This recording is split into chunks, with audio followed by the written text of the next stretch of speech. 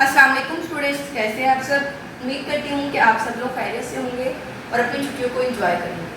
तो बच्चों, आप लोगों को छुट्टियों के लिए हमने समर टास्क दिया था, जो होपफुली आप सब ने कंप्लीट कर लिया है उसको। तो अब हम चाहते हैं कि आप पढ़ाई के साथ मज़ीद जो है वो जुड़े रहें। इसके लिए हम आपको डेली रूटीन पर वीडियो लेक्चर्स सेंड करेंगे, उसको आपने अच्छे से सुनना है और उसको प्रिपेयर करना है। तो स्टूडेंट, आज हमारा जो टॉपिक है, जो लेक्चर है, वो है, हमने आज रीडिंग करनी है। उर्दू का हमारा लेसन है मनाज़िर पाकिस्तान। तो पहले अगर हम बात करें पाकिस्तान के हवाले से, तो जितना हुस्न और जितने जो है वो खुशगवार इलाके, जितने खुशगवार आबशारें, नदियाँ पाकिस्तान के पास हैं, वो किसी दुनिया में किसी भी मुल्क के पास नहीं है। पाकिस्तान को अल्लाह ताला ने बहुत सी नेमतों से मालामाल कर रखा है। लेकिन अगर हम बात करें शुमाली इलाकों की, तो मौसम गर्मा में भी वहाँ पर बहुत खुशगवार मौसम होता है। तकरीबन मई से सितंबर तक लोग जो है वहाँ जाना पसंद करते हैं। अब उसमें जो है वो चंद इलाकों की यहाँ पर हम इस लेसन में बात करेंगे। जैसे हिंगोल नेशनल पार्क है, कमराट वैली है, वादी नीलकर है, वादी नीलम है और बावलपुर। तो सबसे पहले स्टूडेंट हम बात कर रहे हैं हिंगोल नेशनल पार्क। तो हिंगोल नेशनल पार्क जो है वो सरसब्ज वादी है। इसका रकबा जो है वो 6,19,000 रकबा है। 1988 में नेशनल पार्क का दर्जा मिला। स्टूडेंट्स, 1988 से पहले इसको हिंगोल पार्क कहा जाता था, लेकिन 1988 के बाद इसको नेशनल यानी कि कौमी जो है वो पार्क का दर्जा दे दिया गया। इसमें घने जंगलात हैं और बंजर पहाड़ी सिलसिला भी है। सियाहों की आमद का आगाज 2004 में हुआ। यानी सियाहों, अब सियाह किसको कहते हैं? जो सैर करने वाले होते हैं, उनकी आमद यानी वो कब से आना स्टार्ट हुए? 2004 से हिंगोल नेशनल पार्क में आना स्टार्ट हुए। तो स्टूडेंट, ये कुछ पॉइंट्स थे जो मैंने हिंगोल नेशनल पार्क के हवाले से मेन पॉइंट्स आपको बता दिए हैं। बाकी रीडिंग आप अपनी बुक से कर सकते हैं। सेकेंड नंबर पे हमारा है कमराट वैली। बादलों से घिरे सरसब्ज चरागाहें हैं, जिसे मुकामी जबान में बांडे कहते हैं। यहाँ पे उन्होंने एक नेम दिया हुआ है कमराट वैली को, बांडे। क्यों दिया हुआ है? क्योंकि वहाँ पर बादल घिरे हुए हैं और उनके पास बादलों में क्या है? सरसब्ज चरागाहें हैं। उसके बाद ट्राउट मछली भी खा सकते हैं स्टूडेंट। जैसे आपको पता है कि ट्राउट मछली पर जो है वो शिकार, ट्राउट मछली के शिकार पर पाबंदी है, लेकिन आप इस इलाके में ट्राउट मछली को भी खा सकते हैं। और ट्राउट, इसमें आप बांडे के बाद जो है वो राउशी डब आता है। राउशी डब एक ऐसा इलाका है जहाँ पर आलू को काश्त किया जाता है, बहुत ज़्यादा बेहतरीन आलू। राउशी डब के बाद जो जगह है वहाँ उसको कमराट आबशार कहते हैं और उसका पानी बहुत ज़्यादा ठंडा पानी होता है। कमराट आबशार के बाद जो इलाका है उसको बोलते हैं प्यारा नुमा एक मैदान है, जिसको हम बूट डब कहते हैं। इस मैदान का या इस बूट डब के बाद जो है वो काला चश्मा है।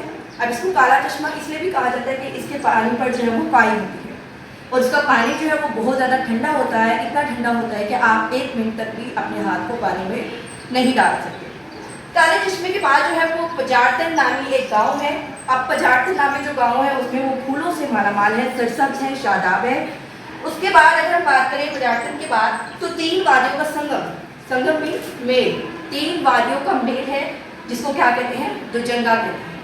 तो स्टूडेंट, ये कुछ पॉइंट्स से कमराट वैली के हवाले से, जो कि मेन मैंने आपको बता दिए हैं। बाकी आप अपने बुक से अपनी हेल्प आउट करके इसको रीडिंग अच्छे से कर लेते हैं ताकि आपको समझ आ जाए। थर्ड नंबर पे हमारी बात आती है वादी नीलकर। रंगीन झीलें हैं, इसमें बेहतरीन आलू की काश्त की जाती है। मतलब आलू की वजह से मोस्टली हर जगह पर काश्त होता है, लेकिन अगर हम बेहतरीन आलू की बात करें तो वो वादी नीलकर में होता है। चीड़ के जंगलात से घिरी हुई जगह है और इसकी झीलों की एक खास बात ऐसी है कि वो इतनी खैराकुल झीलें हैं कि अगर इंसान इसको एक बार देख ले और अपनी निगाहों को नीचे करे तो वो कुछ देर तक साकिन हो जाता है। साकिन में वो इतना महसूसकुन मंजर है कि उसको अगर हम देखें, वादी नीलकर की झीलों को देखें, तो उसके बाद हमें चंद लम्हे अपनी आंखों को बंद करके उसको महसूस करें। हम किसी और चीज़ को भी नहीं देख सकते। उसके बाद वादी नीलम की अगर हम बात करें 4th पॉइंट पे, वादी नीलकर के बाद तो मुजफ्फराबाद के शुमाल में वाक़ है। ये उनकी जगह का बताया हुआ है कि कहाँ पर वाक़ है। इनका शुमार आज़ाद जम्मू कश्मीर के खूबसूरत वादियों में होता है। जैसे आपको बताया कि हमारा जो आज़ाद जम्मू कश्मीर है वो खुद ही एक बहुत खूबसूरत, जिसको हम क्या कहते हैं? जन्नत की वादी बोलते हैं। मतलब उसकी वादियाँ बहुत खूबसूरत होती हैं आज़ाद जम्मू कश्मीर की। तो उससे कंपैरिजन किया हुआ है वादी नीलम का कि इसकी जो वादियाँ हैं वो भी बहुत ज़्यादा खूबसूरत हैं। उसके अलावा इसमें जो है वो चश्मे हैं, नदियाँ हैं, जंगलात और सरसब्ज पहाड़ हैं। तो स्टूडेंट्स, लास्ट में हमारी बात की जा रही है बहावलपुर की। बहावलपुर में तारीखी इमारत हैं, यादगार इमारत हैं, इसके अलावा जो है वो बागात हैं और बहुत से सियाह जो है वो उसमें आते हैं।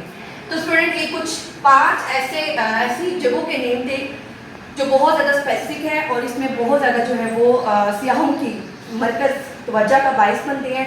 किसी में जो है वो यहाँ पर जंगलात हैं, बंजर पहाड़ी सिलसिला है, किसी में कुमराट आबशारें हैं, किसी में झीलें हैं, किसी में जो है वो चश्मे नदियाँ हैं। मतलब हर एक जगह पर कोई ना कोई एक मेन चीज़ ऐसी है जो सियाहों की मरकज़ का बाइस बनती है। तो स्टूडेंट ये था हमारा आज का टॉपिक अबाउट मनाज़िर पाकिस्तान। इसके अलावा भी बहुत सी ऐसी जगह हैं जो बहुत ज़्यादा महसूस कर देने वाली हैं, सियाहों की मरकज़ तवज्जो का मरकज़ बनती हैं। तो आज की जस्ट हमारी रीडिंग यही है कि आपने नाज़िर पाकिस्तान की रीडिंग करनी है, अच्छे से आपने इसको समझना है। नेक्स्ट लेक्चर में हम इसकी एक्सरसाइज करेंगे। होपफुली आपने एंजॉय भी किया होगा, साथ साथ आपने इसकी रीडिंग करनी है। अपना ख्याल रखिएगा। अल्लाह हाफ़िज़।